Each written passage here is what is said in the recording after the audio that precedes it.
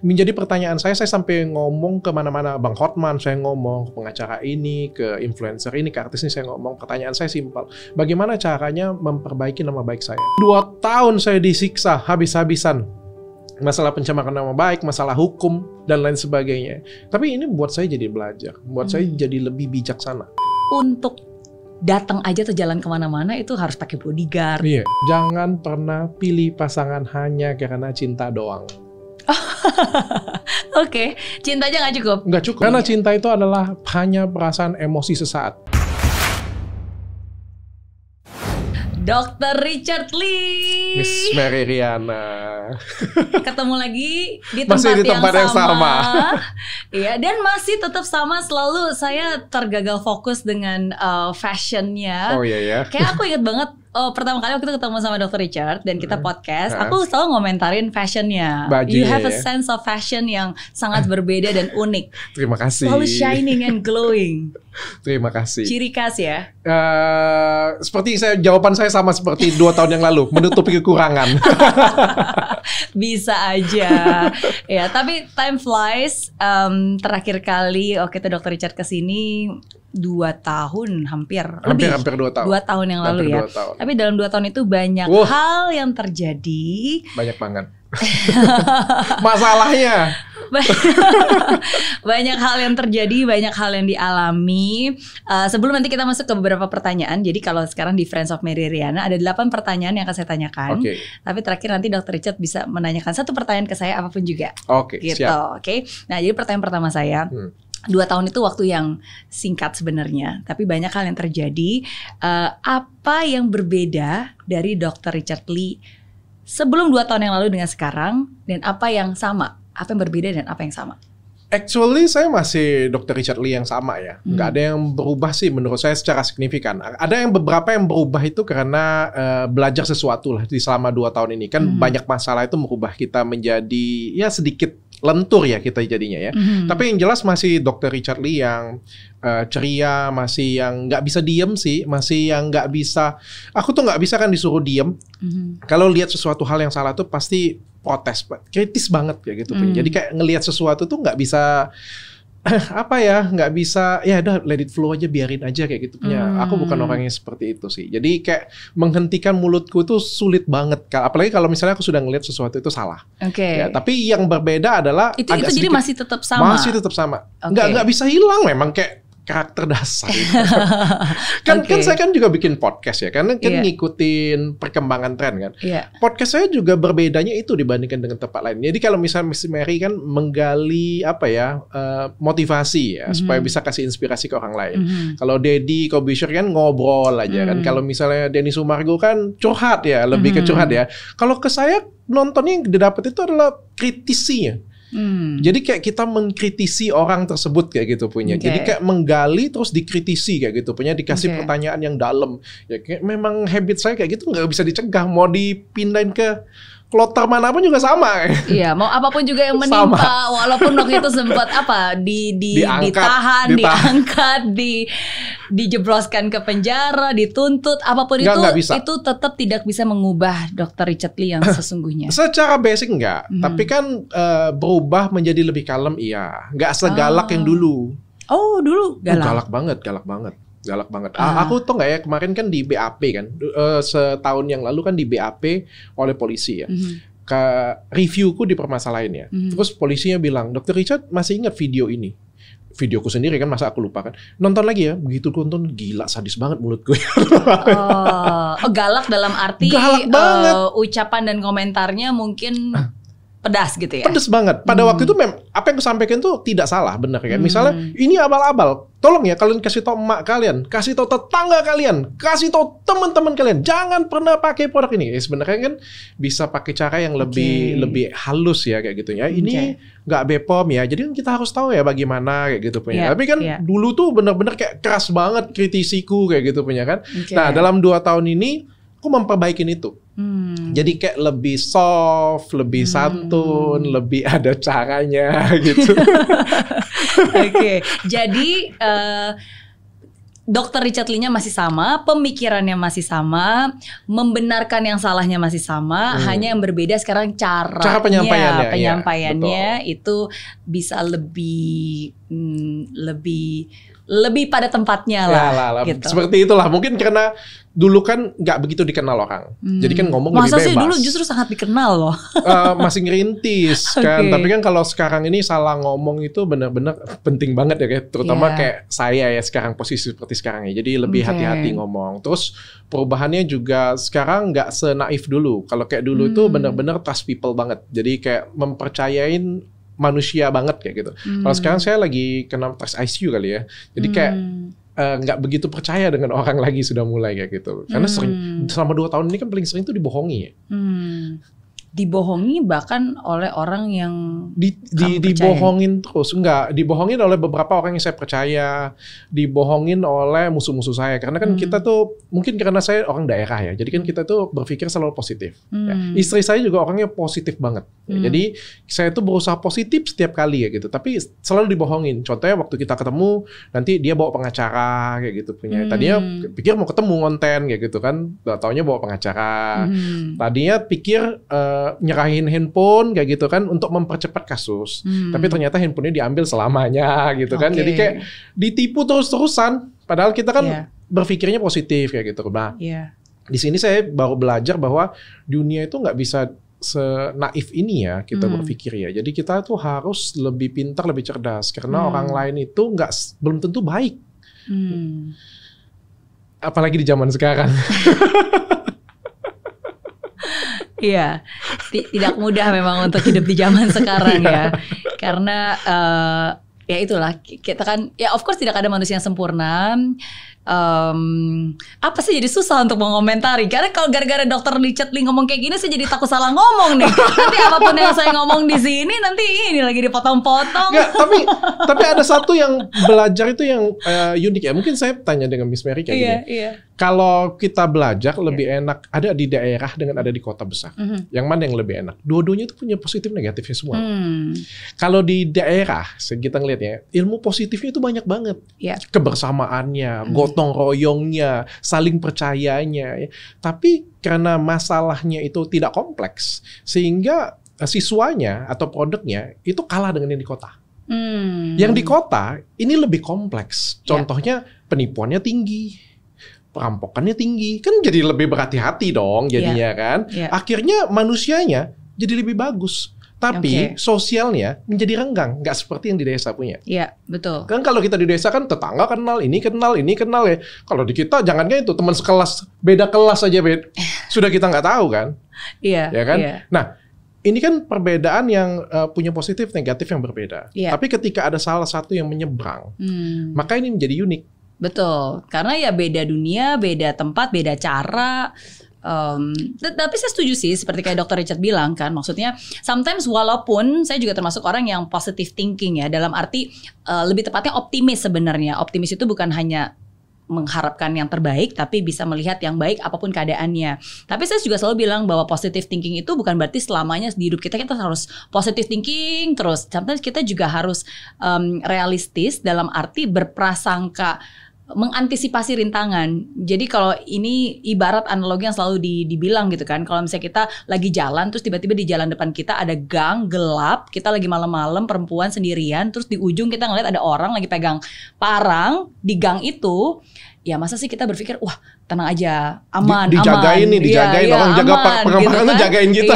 Ya enggak kan, kita kalau ada alternatif lain yang jalan yang lebih terang, lebih rame, lebih banyak orang, ya kita harus bisa memilih hal itu gitu. Jadi dan itu dua tahun itu saya belajar itu. Banyak banget belajar tentang itu sebenarnya. Kebijaksanaan untuk bisa memilih cara berpikir kita dan sudut pandang kita terhadap orang-orang ya. Oke. Wow, amazing ya. Cuma saya salut dengan Dr. Richard. Apa yang Berarti salutnya? sekarang masih tinggal di Palembang atau udah balik ke Jakarta? Anak istri saya masih di Palembang, jadi saya harus pulang. Oh, jadi ini bolak-balik dong? Bolak-balik, selalu bolak-balik karena kan job banyak di sini, Caka TV juga di sini, collab-collab juga di Jakarta. Jadi banyak Jakarta tapi tetap balik ke Palembang. Oke. Karena sebenarnya kalau disuruh pilih ya, enak tinggal di Palembang atau enak di Jakarta? Oh, enak di Palembang. Oh ya, kenapa?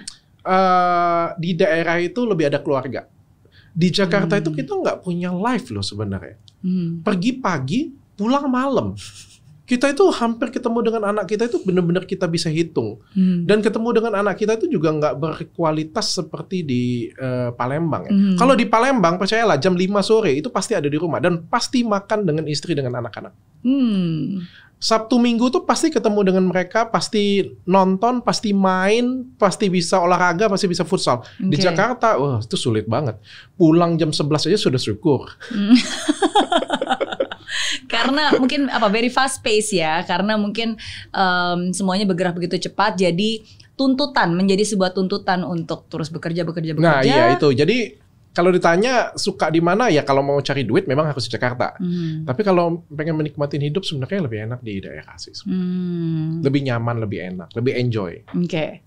Berarti kalau ada yang bilang ibu kota lebih kejam daripada ibu tiri, setuju. Iya, macetnya juga kejam. Oke. Tapi thank you loh. Berarti ini khusus datang dari Palembang untuk hadir di sini untuk sharing. Kebetulan ada beberapa podcast yang memang digabungin jadi satu. Thank you so much. Sama-sama. Thank you. Kita masih di Januari 2023, masih baru tahun baru, suasana baru. Tahun 2022 baru saja lewat. Apa yang paling diingat dari tahun 2022? Sepanjang tahun 2022 itu hal yang berat ya, karena kan 2021 akhir Desember itu kan saya ditahan 1 kali 24 jam, itu dimasukin penjara benar-benar. Saya harus syukurin juga bahwa saya pernah melihat masuk fase benar-benar melihat. Jadi saya dimasukin ke penjara 1 kali 24 jam di tempat yang benar-benar sempit, kecil, jelek, kumuh. Dan itu berarti dari kejadian yang waktu itu kan sempat kayak diangkat, digiring, enggak. Kalau dipaksa itu? waktu diangkat itu dibebasin. Oke. 1 kali 24 jam itu tinggalnya di sofa penyidik lah kayak gitu, dikeluarin. Habis itu keluar, mereka ngecek lagi. Desember saya dipanggil lagi dan itu langsung ditahan, dimasukin penjara beneran. Penjara beneran, ini nggak main-main penjaranya beneran. Nah setelah itu penangguhan penahanan, habis penangguhan penahanan, nah di situ tuh ngurus masalah hukumnya. Jadi kita memberikan perlawanan hukum lah di situ. Nah, sepanjang memberikan perlawanan hukum itu yang deg-degan, karena kita itu menganggap bahwa ini nggak bisa naik. Secara kita bedah secara kasus, ini nggak mungkin bisa naik kasus ini, tapi selalu bisa naik, selalu bisa naik. Setiap kali kita bilang, oh ini buntu nih, kamu nggak akan bisa lagi nih masuk nih, naik.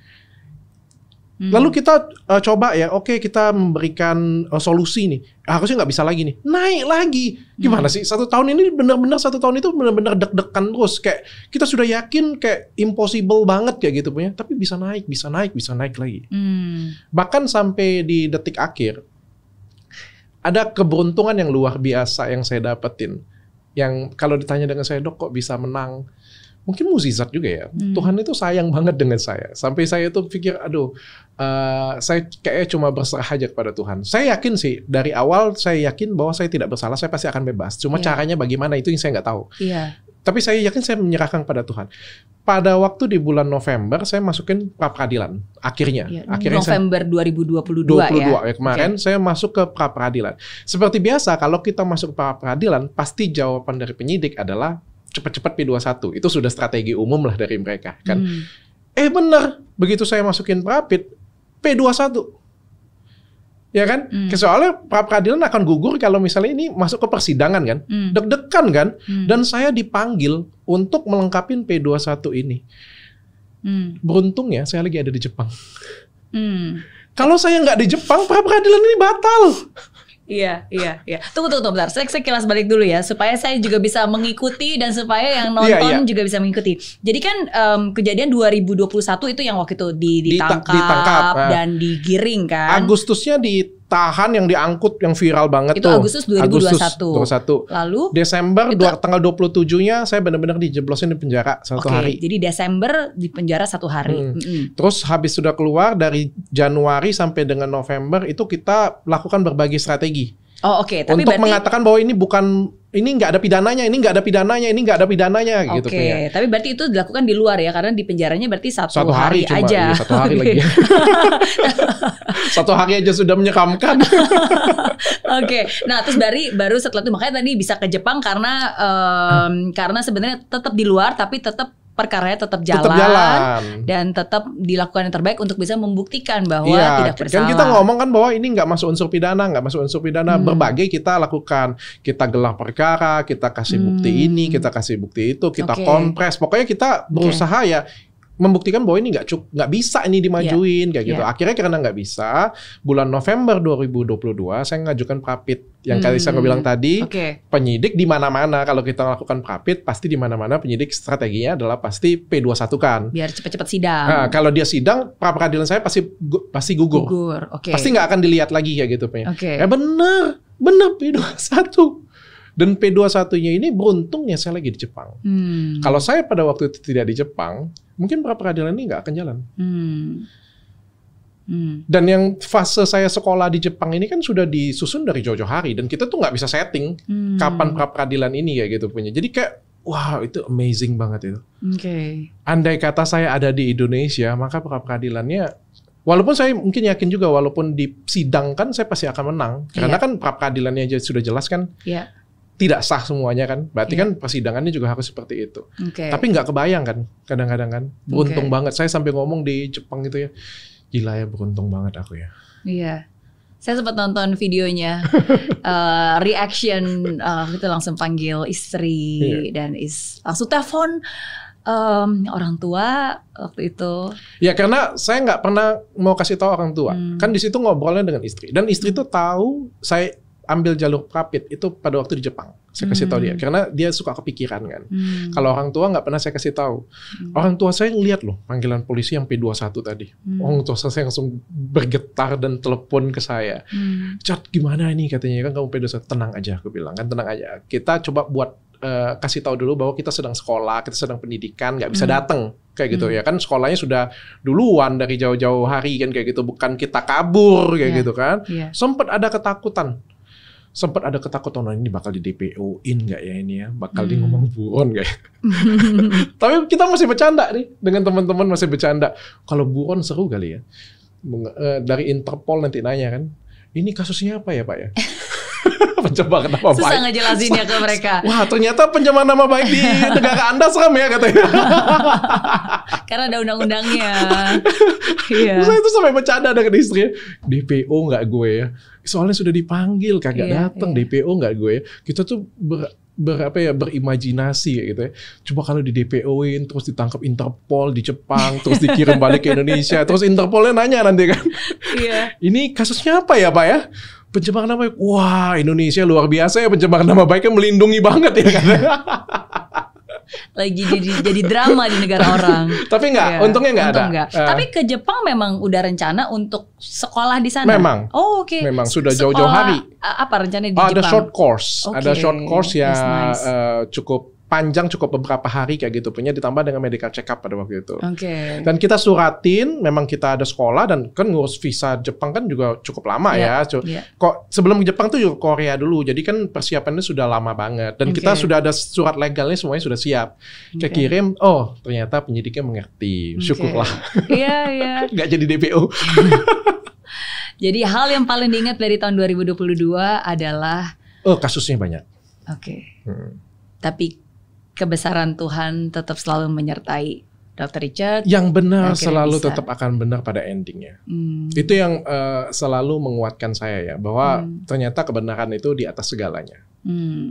Tapi di sini juga saya belajar bahwa ternyata tuh gampang banget di dunia zaman sekarang ya, menjadi berat tugas orang untuk mengedukasi atau memberikan warta yang baik. Ya, contoh kalau misalnya ada seseorang yang mulia, ya dulu kan mungkin lebih banyak orang yang mulia ya, datang memberikan warta firman Tuhan dan lain sebagainya kayak gitu punya ya. penolakannya nggak seperti sekarang. Kalau sekarang tuh paling gampang. Kalau misalnya ada orang seperti itu lagi lahir di dunia seperti sekarang, gampang kasusin aja.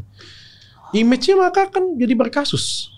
Oh, wow. Ya kan? Kalau misalnya ada seorang edukator ngasih sesuatu yang bagus kayak gitu punya, mafianya gampang aja dari mafianya. Buat aja dia kasus, laporin semua orang, banyak-banyak dilaporin. Setelah dilaporin banyak-banyak, Anda punya image berkasus. Nama Anda tidak akan mulia lagi seperti dahulu kala. Wow. Wow.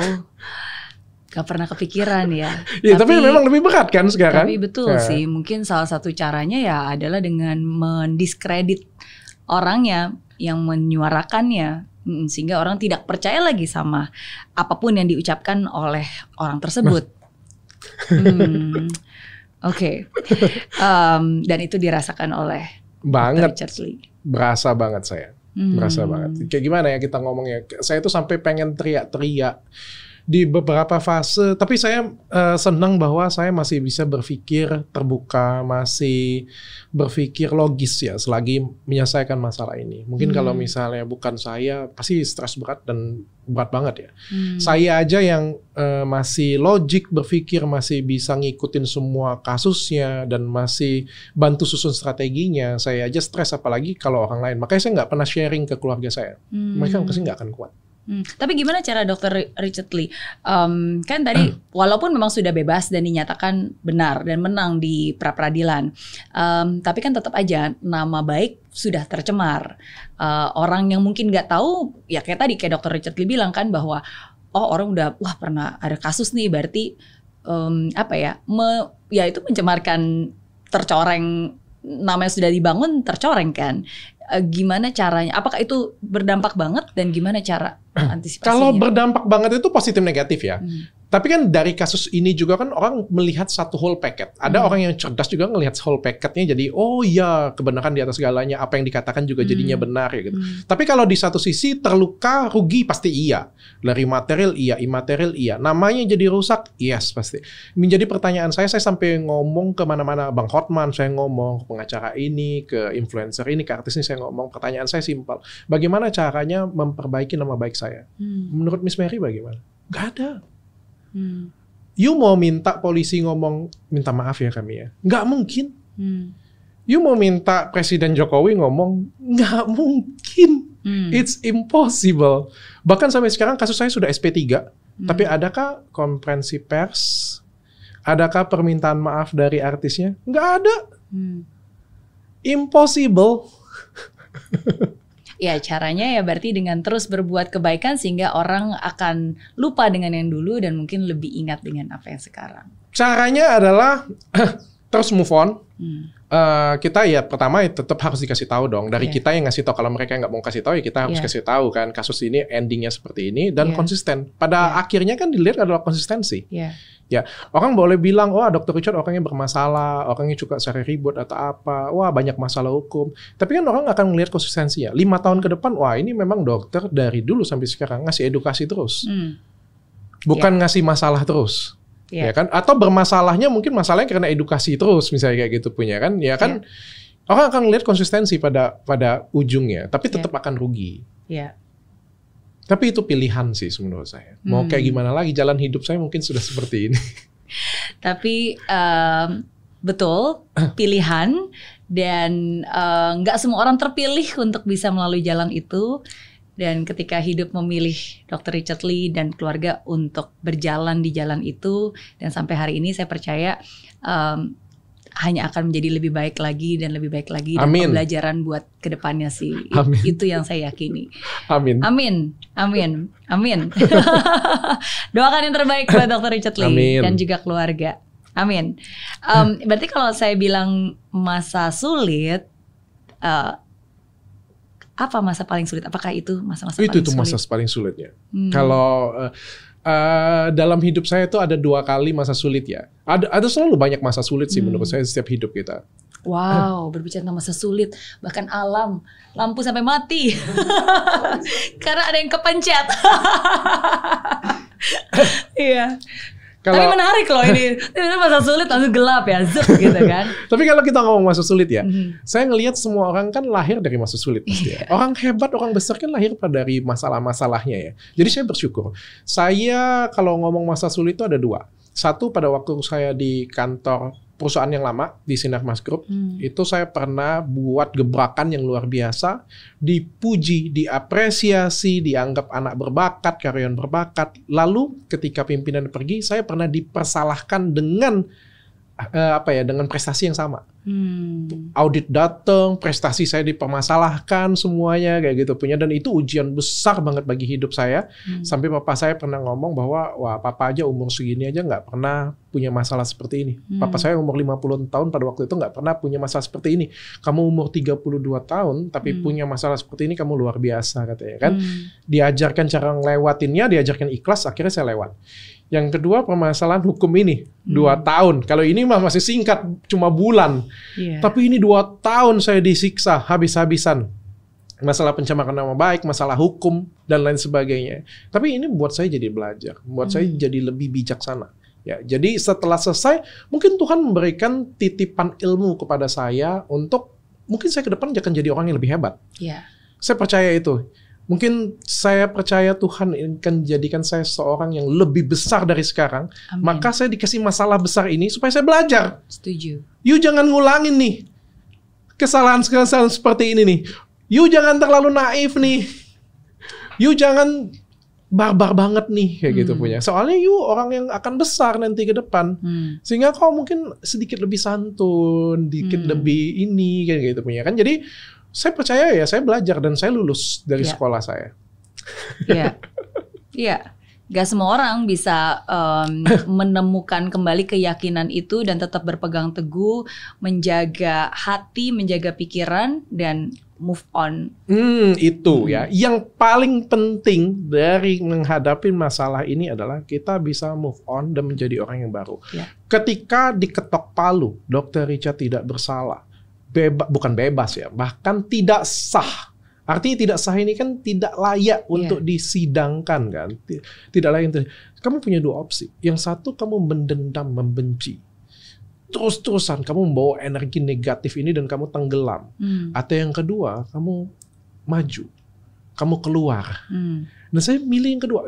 Kalau logika kita kan, orang sehat kan pasti aku pengen hidup dong ke depan. Aku pengen maju, aku pengen dikenal, aku pengen lebih lebih mungkin dikenal masyarakat atau lebih terkenal, lebih suksesnya lagi karena yang bagusnya. Betul. Nggak pengen karena jalan masih panjang kan. Nggak pengen karena tenggelam dalam dendam kan, kayak gitu punya kan. Nah, akhirnya saya pikir, tapi kan tetap kita kan manusia kan pasti ada kesel dong. Gila lo di penjara kagak kesel kayak gitu punya kan. Dan itu traumatik kan. Traumatik banget. Tapi kan akhirnya sekarang saya jadi bangga. Ya paling enggak kan saya pernah di penjara. Iya, tapi seperti saya bilang, karena hanya orang-orang terpilih, dan saya selalu percaya apapun itu bentuk cobaannya. Mungkin ada banyak bentuk cobaan yang berbeda-beda ya. Ada yang mungkin dizolimi, ada yang mungkin diperkarakan, ada yang mungkin dipenjarakan, ada yang mungkin usahanya yang susah, usahanya yang dihancurkan. Apapun itu bukan sesuatu yang mudah pasti, dan hanya orang yang mengalami itu yang bisa sungguh-sungguh merasakan. Kita yang ada di luar, kita nggak akan pernah bisa merasakan berada di sepatunya dan di kakinya, itu nggak akan pernah gitu. Tapi saya percaya bahwa ya itu pilihan sih, ketika Tuhan dan hidup memberikan kita pilihan dan menempatkan kita di dalam posisi itu. Ada banyak alasannya, bisa jadi karena kesalahan kita sendiri yang membuat kita berada di tempat itu, bisa juga karena orang lain juga yang jahat, bisa juga memang Tuhan yang mengizinkan karena memang ada pembelajaran. Apapun itu alasannya kenapa kita berada di tempat itu, yang paling penting adalah ya udah bagaimana kita menyikapinya, kembali lagi berserah kepada yang menciptakan kita dan percaya bahwa semuanya akan baik untuk kita yang percaya akan kebaikannya. Iya, dan sebenarnya bukan cuma saya yakin juga Miss Mary juga pasti punya permasalahan hidup dan pasti punya yang sesuatu yang besar. Semua orang sih pasti punya masalah. Yang di rumah nonton juga pasti punya masalah. Yang pesan yang pengen saya sampaikan cuma itu sih. Ya ketika kita ada masalah besar ya cuma ada 2 opsi ketika sudah selesai. Yang pertama dendam, yang kedua kita ngelanjutin hidup kita jadi lebih bahagia. Dan secara logika sehat saya pengen melanjutkan hidup saya dan lebih bahagia, itu aja sih. Gimana caranya tetap menjaga iman dan keyakinan bahwa semuanya akan baik-baik berada aja? di beberapa orang yang positif ya. Itu yang pasti akan menguatkan kita. Jadi lingkungan itu sangat penting. Ketika permasalahan seperti ini selesai, di samping kamu, wah kalau aku chat aku hajar, kalau aku nggak bisa terima, kalau aku kayak gini punya, wah gila kelewatan dia kayak gini punya. Kan kita jadi emosi ya. Iya, Tapi kalau di samping kita, orang di sekitar kita, wah kamu luar biasa, sudah pencapaian kamu sudah cukup, sudah luar biasa yang kayak gini punya, udah deh jangan nggak usah dibahas lagi. Kita mau hidup bahagia ke depan, energi positif masuk yang secara nggak langsung kan pasti akan mempengaruhi saya. Jadi lingkungan itu benar-benar penting di posisi seperti itu. Betul, dan siapa yang menjadi pembisik kita, itu yang penting ya. Kayak tadi kan ada juga yang manas-manasin, ih nggak mau balas dendam tuh, gantian lu gitu kan. Atau ya udah. Pasti. Dan bersyukurnya, kalau saya istri saya kan selalu kasih energi positif ke saya. Terus pengacara saya yang sekarang juga kayak, udahlah ngapain kayak gitu punya. Udah kan hukuman sosial sudah terjadi, bilangnya kan, ya udahlah mau diapain juga. Mau kejar-kejaran. Ingat, ketika kita mukul orang, nggak ada cerita orang itu nggak balas. Ketika kita mau mukul orang, nggak ada cerita nggak dibalas. Saya di sini, walaupun kenal Miss Mary, cuma ya ketemu beberapa kali. Kalau saya ngamuk, saya pukul, pasti membalas. Entah balasnya pukul, entah balasnya teriak, entah balasnya keluar dari sini ngelaporin polisi. You mau saya pukul terus diam aja? Nggak ada. Ketika kita melakukan sesuatu ke orang lain itu pasti akan tangkis. Dan kita nggak ada yang tahu. Tangkisnya bisa jadi lebih kuat, lebih lemah. Ya kan? Ketika si artis KP memberikan serangan hukum pada saya pasti akan nangkis. Ini adalah tangkisan saya. Tangkisan saya kan cukup menampar semuanya sekarang ketika pra-peradilan saya menang. Dan ketika saya bilang, oh saya mau gugat lagi. Emang kalau saya gugat lagi dia pasrah kayak gini? Ya kagak. Dia pasti akan balas saya. Iya. Dan itu nggak akan pernah berakhir ya. Dan itu nggak akan pernah berakhir. Dan saya juga nggak akan pernah tahu bahwa balasan dia seberapa kuat lagi ke saya. Bisa jadi saya kalah untuk ronde keduanya. Bisa jadi saya menang telak. Nggak ada yang tahu kan. Ya udah hindarin aja hal-hal seperti itu punya. Kalau nggak penting, kecuali ya penting banget dan itu prinsipil banget ya gitu. Ataupun begitu pun juga dengan dia. Oh saya nggak puas, saya tetap mau kejar Dr. Richard Lee. Begitu dia ngomong kejar, nggak mungkin saya bilang pasrah ya sudah masukin aku ke penjara. Ya nggak mungkin. Pasti saya lakukan pembalasan lagi. Ya kan? Jadi lebih bagus kita menghindarin itu. Karena pasti aksi pasti ada reaksi, nggak mungkin nggak. Dan itu benar banget sih, benar banget. Ya kadang ya kalau kita lanjutkan nggak akan ada berhentinya. Ya jadi siapapun juga memiliki kedewasaan untuk memberhentikan. Nah itu. Dan kita bisa memilih yang mana yang harus. Ya maksudnya apa ya? Ini saya selalu bilang pada diri saya sendiri sih. Maksudnya seiring dengan berjalannya waktu, kita makin berusia, kita mungkin masih melihat banyak hidup dan kita lebih mengerti apa yang penting dalam hidup ini, yang mana yang harus diperjuangkan, yang mana yang harus diperjuangkan mati-matian dan yang mana yang harus ya udah nggak apa-apa direlakan aja. Ini kan kedewasaan diri. Andai kata dia menang juga dapatnya apa sih? Tetap dihujat orang loh. Dari awal kan sampai sekarang dia dihujat orang. Andai kata dia menang saya masuk penjara pun, tetap kan image-nya kan nggak baik kayak gitu. Andai kata saya menang, saya masukin dia penjara pun juga nggak baik juga. Apa sih mau cari? Tujuan saya kan mau kasih edukasi masyarakat, bukan mau menjarain orang. Ngapain kayak gitu punya? Kita lihat ide besarnya aja, maunya ngapain. Kalau maunya dakwah ya kita kasih dakwah aja. Kalau mau kasih edukasi aja. Kecuali pengen nyelakain orang. Iya. Setuju. Oke, pertanyaan saya berikutnya nih. Karena saya yakin di dalam kehidupan Dr. Richard banyak banget hal-hal yang ajaib, hal-hal yang mungkin kelihatannya itu spiritual ya. Spiritual itu bukan hanya tentang agama ya, tapi sesuatu yang memang di luar kemampuan kita sebagai manusia. Apa hal yang paling spiritual yang pernah Dr. Richard alami dalam hidup? Semua dalam hidup saya menurut saya adalah mukjizat ya. Jadi apalagi saya sekarang merasa saya itu sangat bahagia banget karena hidup saya itu komplit banget. Saya punya orang tua yang masih sehat walafiat. Saya punya istri yang cantik, yang baik hati. Saya punya yang sabar banget dengan saya, suami seperti saya. Yang bantu bimbing saya juga. Saya punya anak-anak yang sehat juga, yang baik, yang lincah ya. Saya ngerasa hidup saya itu penuh dengan mukjizat. Saya nggak berhenti mengucap syukur, tapi yang paling penting itu adalah bukan setiap hari itu kalau kita ngomong tuh mukjizat sih. Bernapas aja setiap hari itu adalah mukjizat bagi saya. Bisa ngasih sesuatu ke orang lain itu juga mukjizat bagi saya. Ketika saya dikasuskan seperti ini, setiap detiknya itu mukjizat. Ada-ada aja. Mukjizat saya ke Jepang lah, mukjizat saya dikatakan pahlawan wanita Indonesia lah, mukjizat banyak banget mukjizat dalam hidup kita kayak gitu punya kan. Yang penting adalah kita berserah aja. Kalau saya sih saya berserah. Saya selalu doa saya dari SD sampai sekarang itu template-nya sama. Tuhan jadikan saya berkat untuk orang lain. Kasih saya melalui saya. Saya serahkan semuanya kepadamu. Kalau memang itu terjadi menurut kehendakmu, pasti ada sesuatu. Saya siap jalaninnya. Kalau engkau menunjuk saya lompat dari jurang ini, maka saya akan lompat. Pasti ada sesuatu yang pengen engkau berikan kepada saya. Ya, obedient, ketaatan untuk bisa mengikuti dan mengikhlaskan apapun juga yang Tuhan atau hidup Ikhlas berikan. bersyukur. Ya, ya, oke. Menarik ya, karena kalau kita berbicara tentang kayak tadi spiritual, hal-hal yang mukjizat, hal yang ajaib, karena kalau nggak ada campur tangan Tuhan, mungkin nggak akan mungkin bisa berada di titik ini. Ya kan, seperti yang kayak tadi Dr. Richard juga bilang. Saya masih ingat terakhir kali waktu pas lagi kita ngobrol di sini, Dr. Richard sempat bilang waktu itu bahkan untuk datang aja atau jalan kemana-mana itu harus pakai bodyguard. Iya, masih ada sih bodyguard saya. Oh gitu. Ini lagi jangan-jangan. Tim saya jadi lebih banyak. Ini gitu. kameramen, jadi bodyguard juga masih tetap ada. Oke. Jadi sampai sekarang masih tetap ada bodyguard. Oke. Masih. Memangnya masih tetap sering diganggu gitu? Diganggu itu enggak ya, tapi kan pemikiran itu kan saya kan adalah aset perusahaan. Seorang tuh menyadarkan saya bahwa dulu saya tuh walaupun punya banyak duit, saya tuh tinggal di hotel bintang 3. Saya tuh naik Innova. Karena papa saya tuh ngajarin saya selalu hidup sederhana.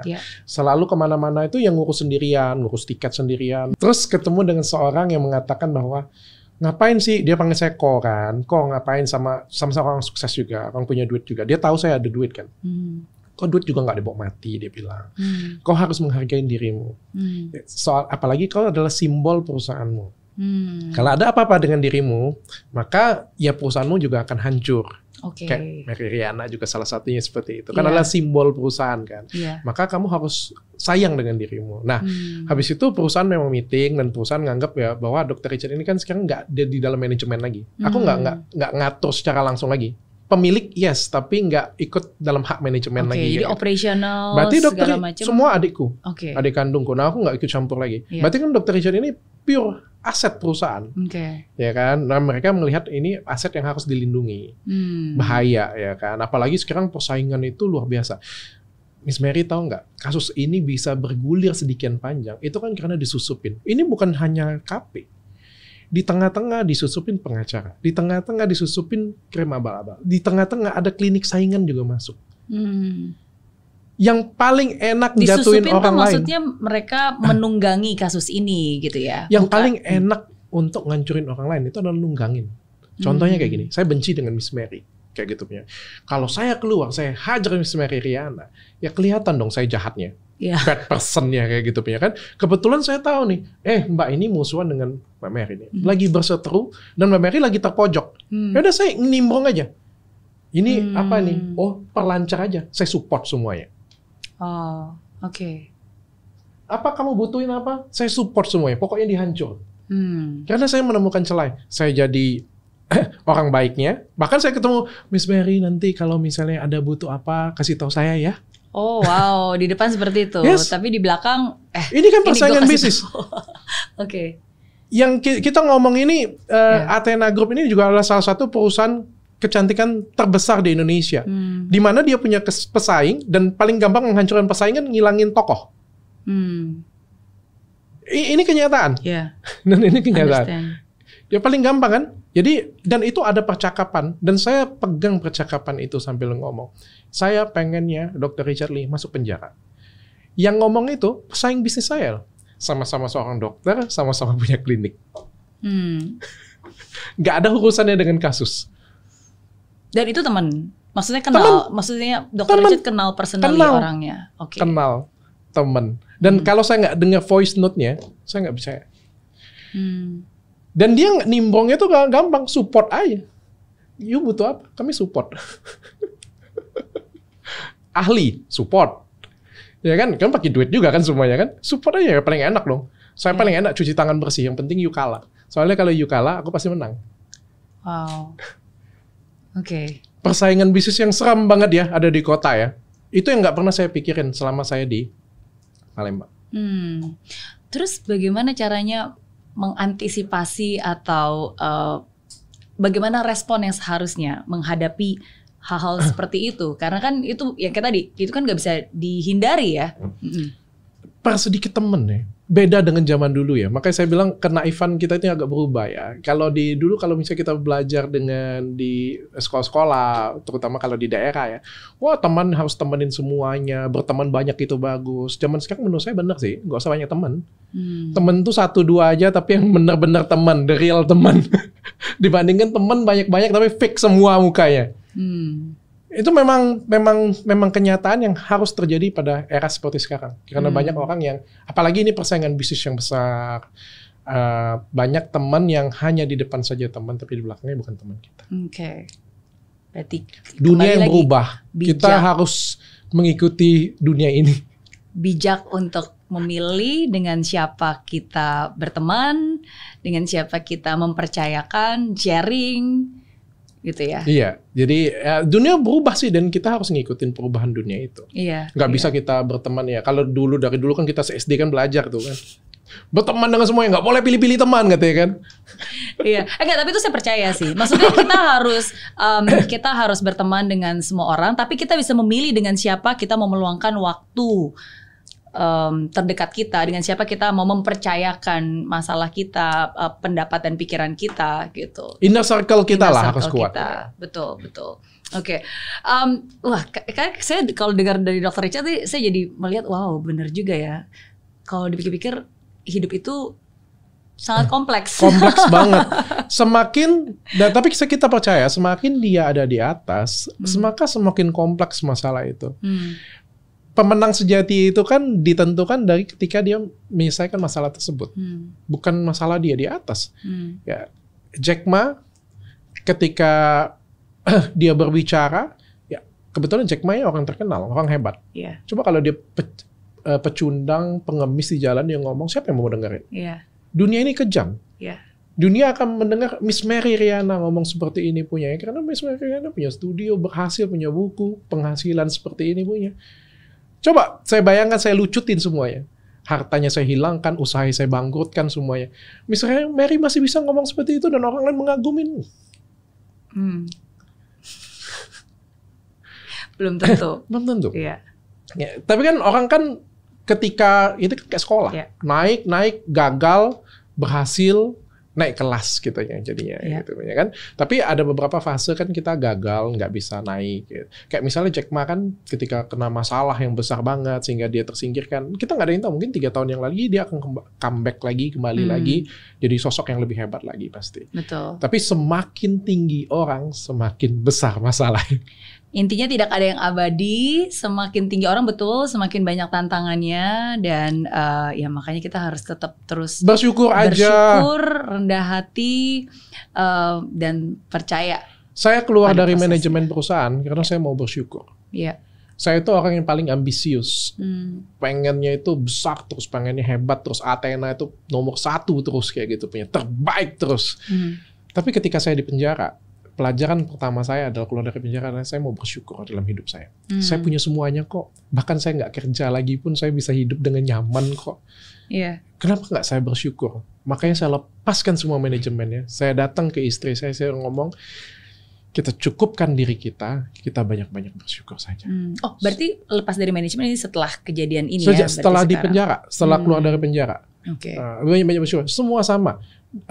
Semua punya masalah. Saya yakin Miss Mary pun juga punya masalah. Cuma kan ada yang Pasti. mau buka masalahnya, ada yang kagak mau buka masalahnya. Iya. Orang yang terkaya nomor 3 di Indonesia begitu mati anaknya rebutan harta. Masalah. Iya, semua pasti punya masalah. Satu-satu yang nggak punya masalah adalah yang Anak hidupnya kecil. udah di bawah tanah. Anak kecil. Enak jadi anak kecil kadang. Iya, iya. Tapi kalau kita berbicara tentang opini atau asumsi ya, kan banyak orang mereka bebas mau ngomong apapun juga gitu. Apa sih asumsi tersalah yang mereka selalu punya terhadap Dr. Richard Lee?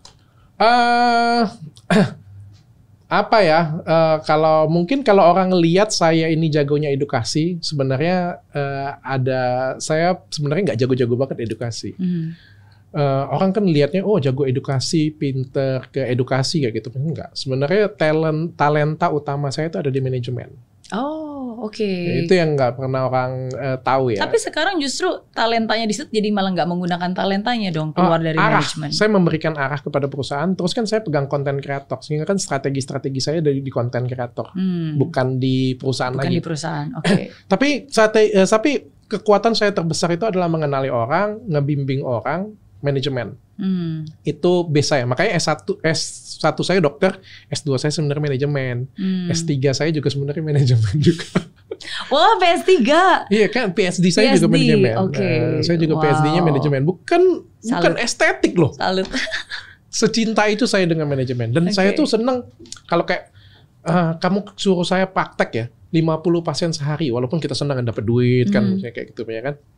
Tapi saya lebih senang ada di meja meeting. Kayak lebih hidup aja kayak gitu. Mendirect, strategik, dan mengeksekusi, membuat perencanaan dan mengeksekusi dan melihat rencana itu berjalan gitu. Tapi yang paling jelek di saya adalah eksekusinya justru. Orang yang punya banyak strategi, biasanya eksekusinya itu paling jelek. Ya kan, karena datang tuh strateginya kan. Strategi terus. Tapi kan kalau kita kenal dengan diri kita banyak strategi, eksekusi jelek. Ya, gaji orang untuk eksekusi dong. Kebanyakan ide lu kagak eksekusi juga percuma kayak gitu ya kan. Jadi kan kalau ketemu dengan saya pasti brilliant idea keluar lagi. Orang yang eksekusi. Saya kok nggak bisa eksekusinya. Kalau saya eksekusi biasanya tengah jalan stop pasti. Karena terdistract. Tiba-tiba muncul ide baru lagi. Kan? Project baru lagi nih. Iya, ide besar baru. Ini besar. You're a creator berarti sebenarnya. Lebih banyak ide-ide baru, inovasi ide itu baru. yang orang nggak banyak tahu. Kalau misalnya pas ada ngobrol misalnya kayak gitu ya di manajemen, atau misalnya ada forum-forum ada forum-forum motivator ya gitu punya kan, saya datang ke selir, ternyata Dr. Richard tuh bisa kayak gini, mengerti ya seperti ini punya ya, itu orang nggak tahu. Pertanyaan berikutnya ke-6 nih. Kalau pengen punya superpower, seorang Dr. Richard Lee pengen punya superpower apa dan kenapa? Saya nggak perlu mikir lama kalau itu. Kalau punya superpower, pasti saya pilihnya bisa baca masa depan. Bisa baca masa depan. Kenapa? Karena prinsipnya orang sukses. Ya cuma Miss Mary mungkin keluarin 10 tips sukses, yang sebelah sana keluarin 7 tips sukses. Kalau saya cuma 1 tips sukses, bisa baca masa depan. Kalau kamu bisa baca masa depan, kamu pasti sukses. Sudah titik, nggak pakai koma. Kalau saya tahu MU bakal menang, saya taruhin aja duit ke sana. Pasti menang saya. Iya. Kalau saya tahu Liverpool bakal kalah atau bakal ini, kalau saya tahu Bapak Jokowi jadi presiden, saya pasti jadi kaya raya. Kalau saya tahu ke depan teknologinya bagaimana, kalau saya tahu Netflix itu bakal seperti ini, dari awal waktu kecil saya sumbang masukin saham saya ke sana. Ya kan? Kita mau bikin usaha kan harus bisa baca masa depan kan? Iya. Orang yang cerdas dalam berusaha kan harus bisa lihat future. Forward thinking ya, melihat ke depan. Kalau jadi permasalahan kan sekarang kita kan memperkirakan masa depan. Ya kan? Siapa yang paling precise menebak masa depan itu apa, maka dia yang paling sukses. Miss Mary mengumpulkan pertanyaan kan berusaha membaca future ke depan. Kira-kira ini bakal ditonton orang nih, bakal bagus bakal ini. Kalau Miss Mary bisa nyontek, yang viral ke depan kayak gini pertanyaannya ubah. Enak kan? Paling enak kalau misalnya bisa masa depan. Siapapun juga kalah pasti. Karena dia bisa lebih tahu ya apa yang terjadi dan mempersiapkannya dari sekarang. Iya, gitu. Interesting. Ya, tapi pada intinya adalah jadi kita tuh harus pinter-pinter bisa ngelihat, meramalkan masa depan itu. Dan semua orang tuh punya potensi itu sebenarnya. Dan kadang-kadang kan masa depan itu juga ada patternnya ya. Walaupun apa yang terjadi di masa lalu itu tidak 100% menentukan masa depan. Tapi kan sebenarnya everything in life itu leaves a pattern, leaves a clue. Dan dengan kita ke belakang dan melihat, ya dari pembelajaran ini kan kita bisa lebih mempersiapkan lagi. Walaupun kita nggak bisa, ya benar sih memang nggak ada satu orang pun yang bisa 100% memprediksikan masa depan akan seperti apa. Tapi yang paling percis itulah yang paling sukses. Contohnya orang yang paling kaya di dunia kan, mobil listrik, ya kan? Dia kan bisa ngeliat future, bahwa ke depan mobil listrik yang akan berjaya. Ya, pada waktu dulu komputer misalnya kan, kita ngomongnya future. Kalau kita ngomong sekarang mall dunia maya, future. Kalau kita ngomongin Gojek, future kita ngomongin. Dia lebih futuristik daripada kita, dia lebih berpikir maju daripada kita. Maka dia akan jadi orang sukses. Oke. Tapi berarti itu ya super powernya ya. Bisa melihat masa depan, at least saham apa yang lagi naik, beli aja semua di situ dulu. Apapun deh. Apapun itu. Apapun yang paling simpel adalah nomor togel. Oke. Kalau tahu akan nomornya keluar yang ini kan pasti pilihnya nomor itu. Sudah simpel kan, kaya kan pasti kan. Interesting. Thank you untuk jawabannya. Pertanyaan ke-7. Oke. Pilihan tersulit yang pernah dibuat dalam hidup. Pilihan tersulit yang pernah saya buat dalam hidup. Sekarang semuanya agak sulit. Oh. Kenapa? Sejak ada kasus ini saya jadi banyak ragu-ragu sebenarnya. Nggak seperti saya yang dulu. Kalau saya dulu kayak apa ya, memutuskan itu cepet banget. Kalau sekarang jadi cenderung agak ragu-ragu, banyak agak takut-takut, banyak pertimbangan. Tapi yang tersulit adalah sebenarnya apa ya, pada waktu kemarin pilih pengacara. Mau lepas pengacara yang lama ke pengacara yang baru itu sulit tuh. Atau soalnya antara hidup dan mati. Itu pergantian pengacaranya pas lagi di masa-masa mana nih? Pas di penjara. Oh, pas lagi di penjara. Di saat itu justru langsung. Karena kan pemikirannya kalau misalnya kita ganti pengacara, kita umumkan langsung, kan kita nambahin musuh satu. Musuh sudah satu nih, kuat nih. Kita putuskan dia di sini, maka nambah lagi satu musuh. Tapi kalau misalnya kita tidak putuskan, maka ini terjerumus jadi lebih dalam. Jadinya kita nimbang-nimbang, dan pada waktu kita ganti, siapa yang kita harus ganti, sehingga karena musuhnya nambah satu lagi nih. Siapa dan yang memang benar nambah satu. Memang satu. Maksudnya pengacara yang diputuskan itu. Kan kura-kura ninja kan. Sorry, saya nggak terlalu gitu. Oke. Jadi itu berat nih. Berat, tertekan banget. Tertekan banget. Tapi apa yang membuat Dr. Richard Lee punya keberanian untuk mengambil keputusan sulit itu dengan pertimbangan kayak tadi kan, berarti kan nambah satu lawan lagi, dan yang tadinya kan kalau sebagai seorang pengacara kan berarti sebenarnya dia mengetahui apapun juga, karena kan sebelum sampai titik itu kan berarti kan apapun juga kasusnya, apapun juga penemuan, apapun juga fakta-faktanya kan udah diketahui nih dan bisa digunakan terserah dia. Ya makanya agak mengerikan, dan saya tuh sudah diskusi dan ragu-ragu banget pada waktu itu, ragu-ragu banget. Bahkan setelah saya tunjuk pengacara satu lagi pun, pengacara yang baru pun bilang bahwa pengacara lama jangan diputus, dia bilang. Soalnya biarkan kami bekerja di belakang layar saja, maksudnya support aja secara teknis kayak gitu punya kan. Biarkan dia yang ada di depan. Kenapa? Karena kalau misalnya kita keluarkan dia, kita akan nambahin satu masalah baru. Meskipun saya juga sudah bilang bahwa dengan adanya dia, ini aja sudah masalah. Ini aja sudah masalah kayak gitu punya kan. Ada dia, ini ada masalah, tapi kalau kita keluarkan dia akan muncul di depan, benar-benar di depan kita kayak gitu punya kan. Jadi kan kita bingung. Akhirnya kita setuju bahwa dia tetap jadi pengacara kita. Tapi at the end, ketika dia malah menyerang balik saya, ya mau tidak mau, kita harus keluarkan dari tim kita dan mulai lagi dari awal lagi. Itu berat banget. Now I understand. Saya mengerti kenapa kayak tadi Dr. Richard di awal jadi kayak punya trust issue, jadi susah gitu untuk mempercayakan. Saya sekarang susah banget percaya dengan orang. Sekarang saya ngobrol hanya dengan beberapa orang aja. Saya tidak percaya dengan hampir. Saya sedikit banget sharing. Masalah hukum saya cuma ngobrol saya dengan pengacara. Saya bahkan nggak ngobrol dengan istri saya bahkan nggak ngobrol sama teman-teman saya, nggak ngobrol. Semakin sedikit orang yang kamu percaya, semakin baik sebenarnya. Percaya ini bukan percaya kemampuan ya. Kalau percaya kemampuan saya dengan karyawan percaya semuanya. Tapi mempercayakan rahasia kita, mempercayakan strategi kita, semakin sedikit itu semakin baik. Oke.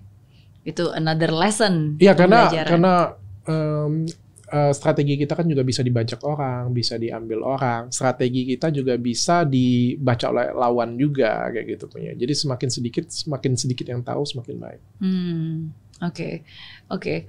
Berarti gimana nih 2023 kalau dari tadi banyak hal yang dialami, banyak juga pembelajarannya membuat jadi lebih hati-hati, jadi lebih memilih, lebih mengurangi teman, bercerita dengan siapa. Terus tapi gimana caranya supaya dengan perubahan-perubahan yang sekarang semua ini terjadi dalam waktu 2 tahun ini kan, bagaimana ke depannya Dr. Richard Lee bisa mengembangkan lebih besar lagi? Karena saya dengar-dengar pengen bikin pabrik, pengen berkembang, kan pasti ingin memperluas dong. Dan saya percaya ketika kita ingin melakukan hal yang lebih besar lagi, itu nggak bisa kita lakukan sendiri. Pasti butuh orang, pasti butuh partner, pasti ya butuh banyak hal. Oh, saya punya adik saya yang luar biasa. Jadi adik saya Superman ya kalau di sini. Kalau saya sih cuma ngomong aja, saya mau bikin pabrik kayak gitu punya. Untuk selanjutnya diberesin oleh adik saya.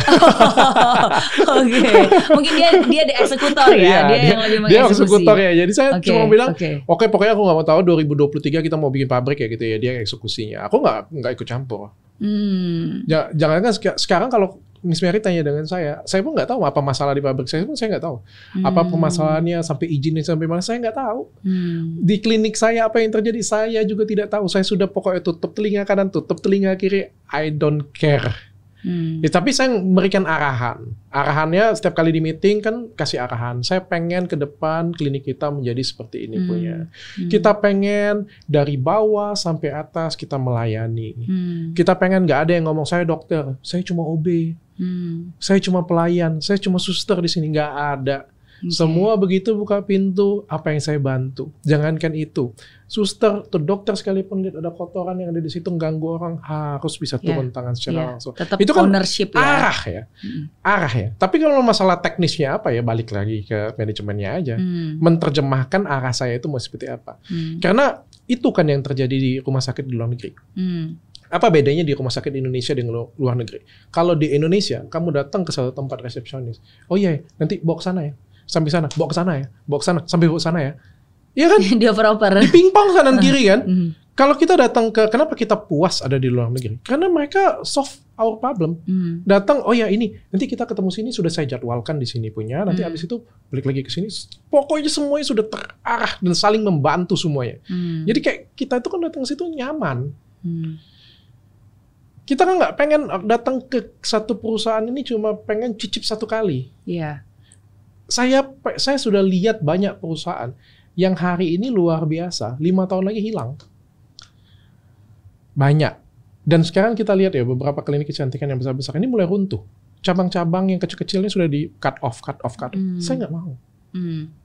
Bukan masalah duitnya. Saya nggak paling anti mencat karyawan, paling anti ngurangin karyawan. Nggak mau saya.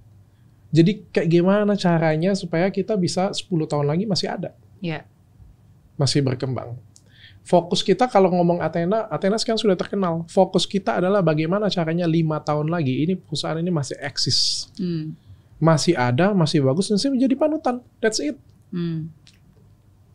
Bisa terus sustain dan bukan cuma sustain tapi grow. Iya. Ya even more, bukan hanya di Palembang tapi juga di seluruh Indonesia. Iya. Arahan saya cuma itu. Mereka yang menerjemahkan kalimat saya tersebut menjadi poin-poin di manajemen. Oke. Ya bersyukur karena dikelilingi orang-orang yang memang sangat dipercaya dan bisa membantu. Ya kayak tadi adik yang menjadi eksekusi. Ya tangan kanan harus ada yang kayak gitu. Betul. Dan istri juga yang menjadi pengerem karena kan Dr. Richard adalah gasnya katanya. Jadi harus ada sedikit rem supaya tetap bisa balance. Istri itu dia panutan di skincare ya. Jadi kalau misalnya kita mau gerak kemana-mana, tetap tanya kiblatnya, tanya dia. Soalnya dia cewek, saya kan tetap cowok bagaimanapun juga. Dia yang bisa tahu ke depan tuh kayaknya ini yang bakal hits, bisa kayak gini yang bakal. Dia juga ngomongnya enak ya bedanya kalau di Singapura kayak gini ya. Dia bilang kan, oh ya itu memang bedanya dan kita implementasikan kayak gitu. Tapi kan istri saya nggak jago manajemen, nggak jago bungkusnya ke karyawan, karena dia bukan orang yang punya public speaking sebaik saya kan. Jadi dia ngasih tahu saya yang menerjemahkan dengan manajemennya. Saling melengkapi lah, saling melengkapi satu sama lain. Oke, pertanyaan terakhir buat Dr. Richard.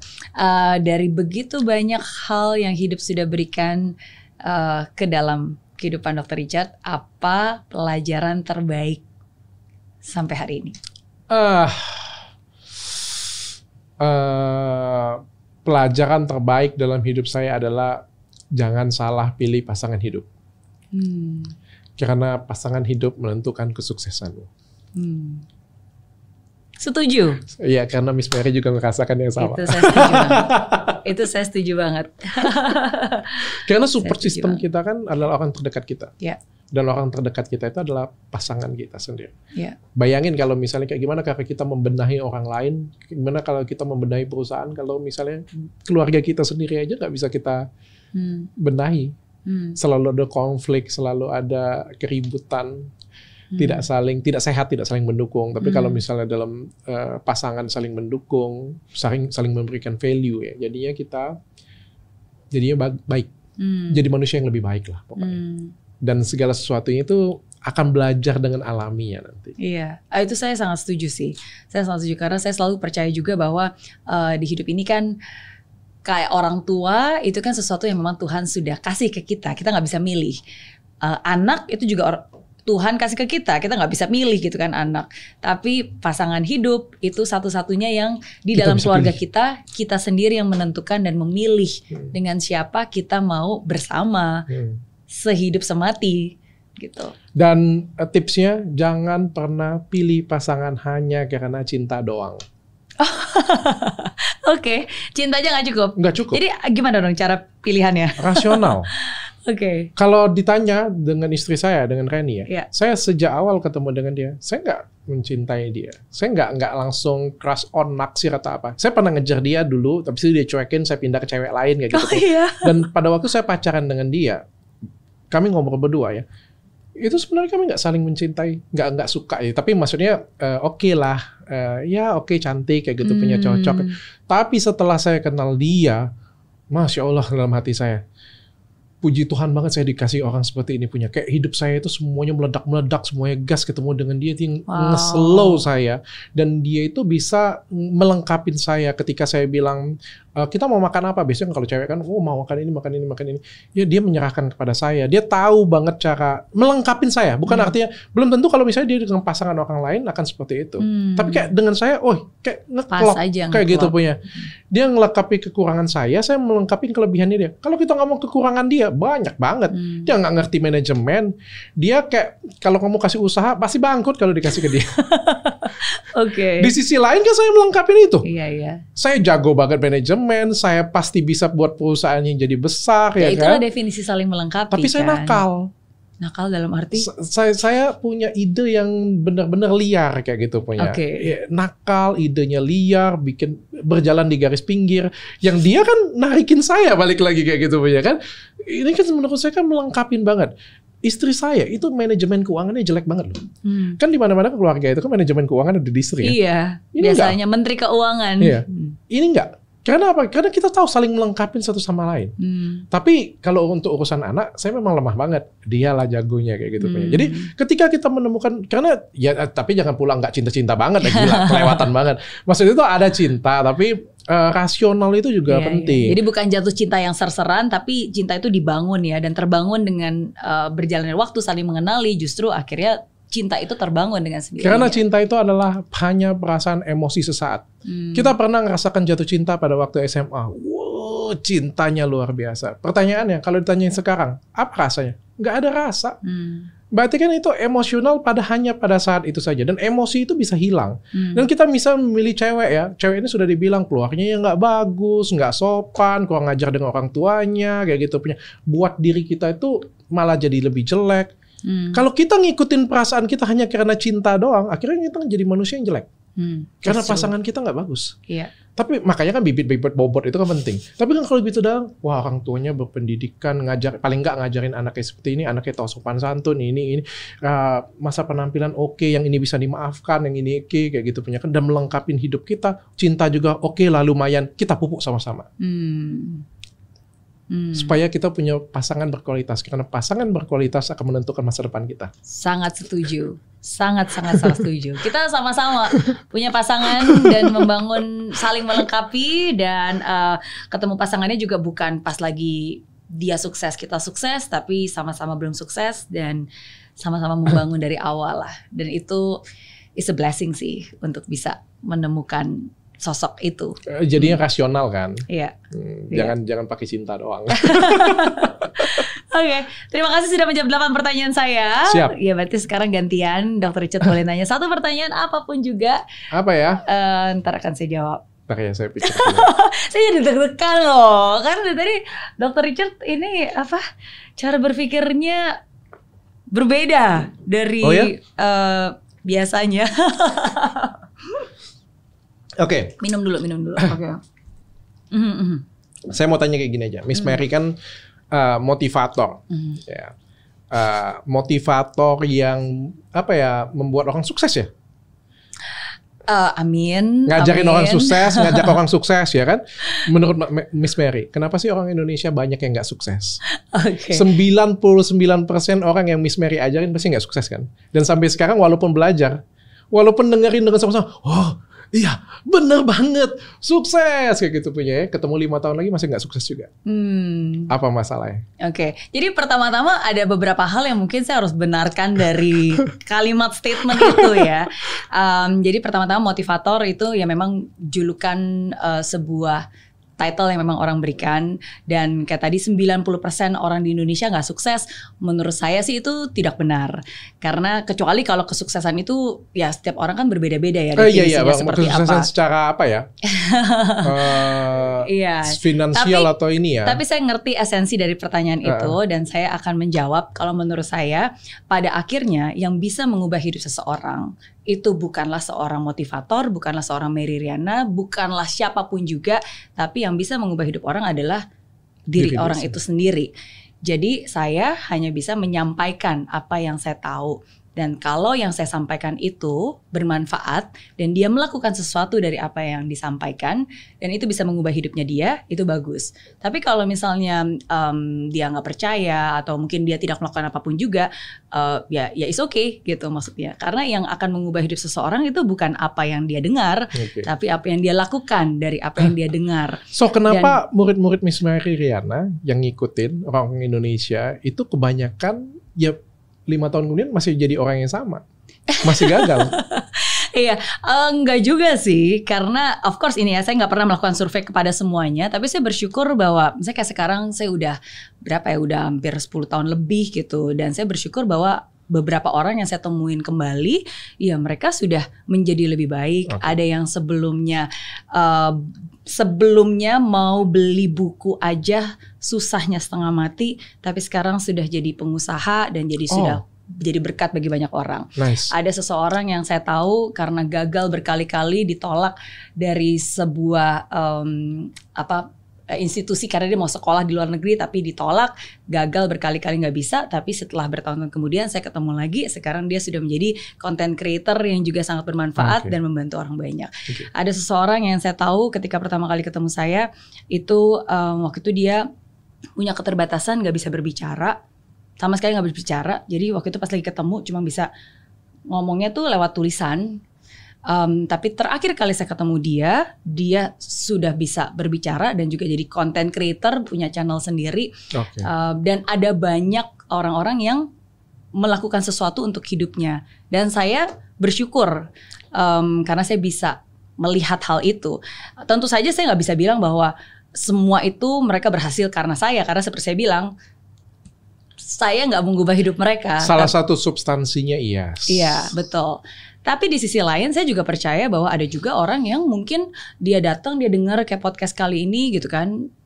Kalau dia nggak merasa bermanfaat, ya dia tidak melakukan apa-apa dan itu nggak mengubah hidupnya gitu. Jadi at the end of the day, kalau yang saya lakukan itu saya punya prinsip bahwa kalau gitu saya harus bisa mengubah hidup orang. Oke. Saya akan kecewa karena saya nggak punya kuasa untuk melakukan hal itu. Yang saya lakukan setiap hari adalah saya akan menggunakan semua hal yang Tuhan sudah izinkan ada di hidup saya, seperti kayak tempat ini, platform ini, saya punya suara, saya punya bisnis, saya punya Instagram, saya punya YouTube channel. Ya saya menggunakan tempat-tempat itu untuk menyuarakan apa yang saya yakini, apa yang saya percayai, dan semoga itu bisa membawa manfaat. Iya. Memberikan value pada orang lain ya. Memberikan value pada orang lain, gitu. Karena ini pertanyaan yang sama juga sih. Banyak orang yang bilang, banyak orang yang datang ke Tony Robbins bayar puluhan ratusan juta, tapi nggak banyak kok yang akhirnya bisa sukses kayak Mary Riana gitu kan. Ada juga yang gagal. Ya saya percaya ya bukan apa yang dia dengar dan lihat kan, tapi apa yang dia lakukan itu yang mengubah hidupnya. Gak perlu ketemu motivator juga, nggak perlu ketemu sama orang-orang hebat juga. Ada beberapa orang yang hebat nggak ketemu motivator tetap hebat juga dia. Betul, saya setuju. Makanya sebenarnya saya nggak pernah bilang bahwa motivator kayak tadi itu kan sebenarnya sebuah julukan yang mungkin orang-orang berikan karena awalnya saya nggak pernah kepikiran mau jadi seorang motivator. Saya hanya ingin berbagi aja, men-sharingkan apa yang pernah saya lalui dalam hidup, ya, dan semoga apa yang saya bagikan, berkat yang Tuhan udah kasih ke saya, ya bisa jadi berkat juga buat banyak orang. Ya mungkin orang bilangnya motivator, orang bilangnya coach, orang bilangnya teacher, ya itu kan definisi mereka. Ya bagi saya hanya menyuarakan, membawa message, pengingat, message of hope, message of love, message of joy. Iya, itu sih. Oke, siap. Semoga bermanfaat. Ya, pasti bermanfaat atau enggak kan balik lagi ke orangnya sendiri. Betul. Tapi setuju sih, seperti yang Dr. Richard bilang, sukses atau enggak itu tanggung jawab masing-masing orang. At the end of the day, ketika kan banyak di luar sana itu pengen belajar dengan Miss Mary ya. Kan? Saya juga dulu loh. Salah satu impian saya dulu, ya siapa sih yang nggak mimpi? Saya yakin yang nonton di sini juga pasti mimpi kan, punya mimpi kan. Saya kan juga bangun mimpi saya. Pada waktu dulu saya jadi pengusaha kecil, siapa yang nggak mimpi duduk di sini ngomong dengan Miss Mary Riana? Masa sih? Yes, everyone. Wow, I feel so honored. Everyone, semua. Saya pengen banget loh duduk di sini ngobrol dengan Miss Mary Riana, apalagi kan digali motivasi dari diri saya kan. Wah, itu sesuatu hal yang membanggakan.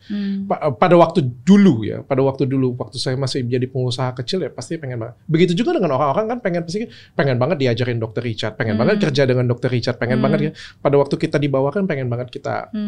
Tapi yang paling penting adalah suatu hari kan kita kan belajar ini guru kita habis. Contohnya kayak gini ya. Saya belajar pada waktu saya kecil, jadi orang kecil saya belajar dengan Miss Mary Riana. Wah, udah dapat ilmunya. Ya kebetulan Miss Mary Riana misalnya ada di atas saya nih. Terus saya jadi Miss Mary Riana nih. Mau belajar dengan siapa? Di atasnya lagi masih ada nih. Belajar lagi di atasnya lagi. Kan habis suatu hari. Ketika kita sudah, wah ini pembicara motivator internasional. You mau belajar dengan siapa? Saya belajar dari banyak orang sih, termasuk belajar dari tamu-tamu saya. Dan sometimes kadang-kadang itu mungkin orang salah berpikir bahwa kalau kita harus mau belajar tuh kita harus belajar dengan orang yang lebih di atas kita. Enggak juga sih. Awalnya. Iya betul. Awalnya betul. Awalnya seperti itu. Tapi sebenarnya ya seiring dengan berjalan waktu justru saya banyak belajar dari orang-orang yang saya temui. Saya belajar banyak dari anak saya belajar banyak dari warrior saya belajar banyak dari Dr. Richard, saya belajar banyak dari orang-orang yang mungkin nggak punya banyak followers di Instagram, nggak terkenal. Tapi saya percaya setiap orang itu punya pengalaman hidup dan setiap pengalaman hidup itu punya makna. Itu yang kalian harus pelajarin sebenarnya. Saya pun nonton TV aja, saya bisa belajar loh dari film yang saya tonton kayak gitu. Setuju. Nggak banyak orang yang bisa seperti itu. Karena apa? Karena apalagi posisi seperti saya kayak gitu punya. Kan kita mau belajar dengan guru-gurunya lagi kan nggak banyak kesempatan juga. Enak kalau misalnya Hairul Tanjung buka kelas kan. Kita bisa datang kan ke sana kan kayak gitu punya kan mereka nggak buka kelas. Kadang-kadang kita mau naik lagi ke atasnya kan susah. Nggak mungkin kita suruh anak buah kita buka kelas kan, kita mau nontonin dia ya kita juga ada di atas dia kan kayak gitu punya kan. Ya posisinya lalu kita bisa belajar dengan beberapa hal kecil. Betul. Luar sana. Betul. Tapi memang pertamanya belajar dengan guru, habis itu Kita belajar dari hal-hal kecil. Waduh, ini sekarang jadi ada tambahan lagi nih, motivator dan guru. Iya. Tapi thank you, is an honor. Saya terima, thank you. Tapi itu sih yang satu saya percaya sih. Maksudnya kalau kita bicara tentang belajar, yang paling penting kitanya siap nggak untuk jadi murid. Kalau kita siap untuk jadi murid, siapapun bisa jadi guru. Tapi sebaliknya kalau kita aja nggak pernah mau jadi murid, mau guru sehebat apapun, master suhu, orang terkeren apapun, ya nggak akan pernah bisa mengajarkan sesuatu ke kita kalau kitanya aja nggak pernah mau jadi murid gitu. Iya. Thank you. Sama-sama. Semoga menjawab pertanyaan. Tapi thank you sekali lagi untuk hadir kembali di sini. Sama-sama. I'm so happy to see where you are right now. Bersyukur. Saya percaya nggak ada yang kebetulan. Pasti. Nggak ada yang sia-sia. Semua pengalaman bisa jadi pembelajaran. So thank you so much sudah terbuka dan mau membagikan pengalaman itu buat jadi pembelajaran buat kita semua. Thank you juga Miss Mary sudah Thank you. saya. Sukses terus. Salam buat istri. Amin. Amin.